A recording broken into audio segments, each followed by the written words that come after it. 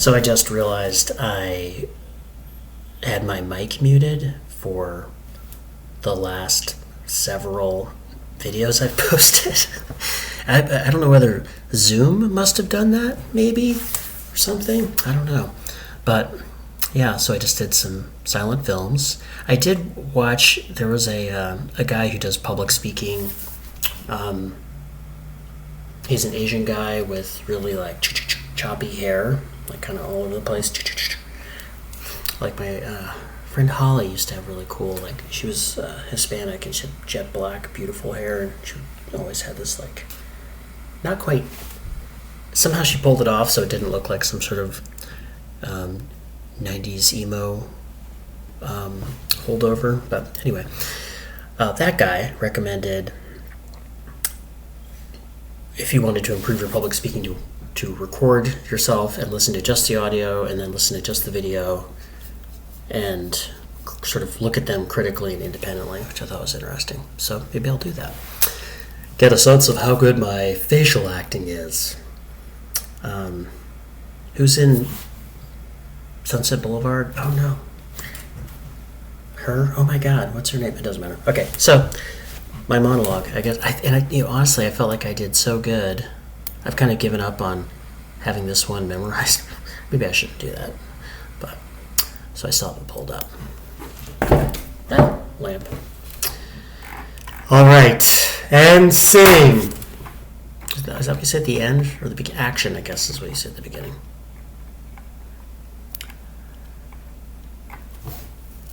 Okay, action.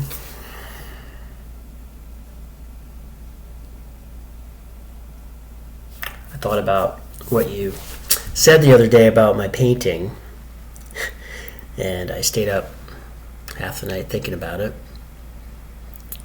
and something occurred to me, and I fell into a deep sleep, and haven't thought about you since.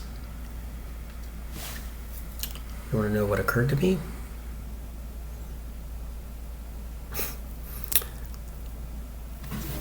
You're just a boy. You don't have the faintest idea of what you're talking about. It's okay. Never been out of Boston? So, ask you about art. Probably give me the skinny on every art book ever written. Michelangelo. You know a lot about him.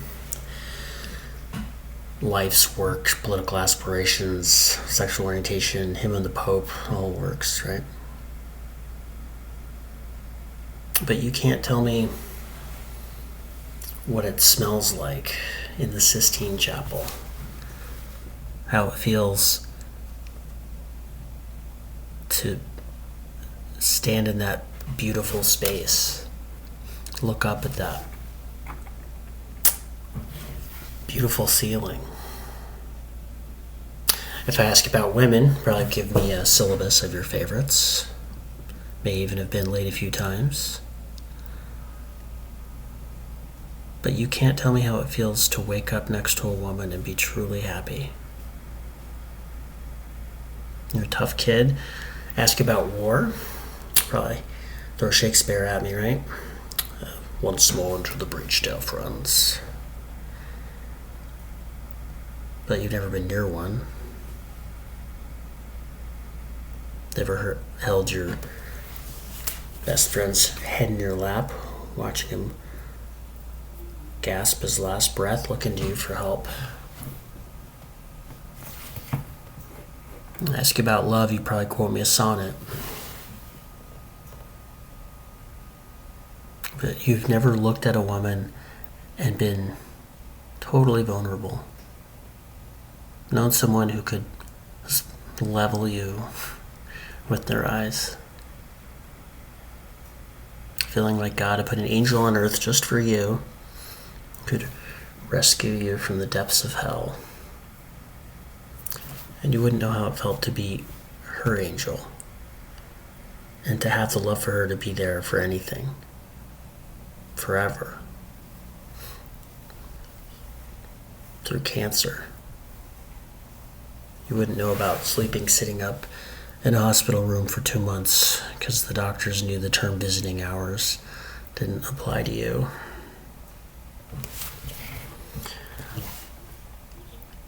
You don't know about real loss because that only occurs when you love something more than you love yourself. And I doubt you've ever dared to love anybody that much.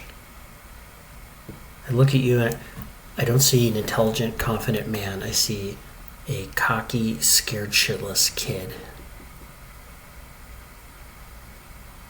But you're a genius. Well, no one denies that. No one could possibly understand the depths of you. But you presume to know everything about me because you see a painting of mine and you rip my fucking life apart. You're an orphan, right?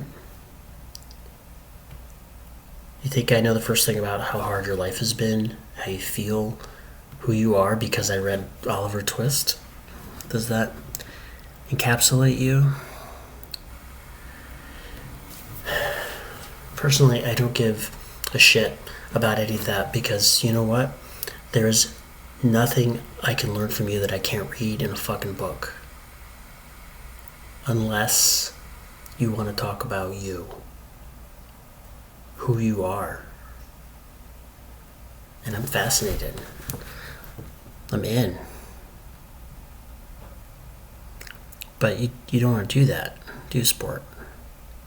You are just terrified of what you might say. So, your move, Chief.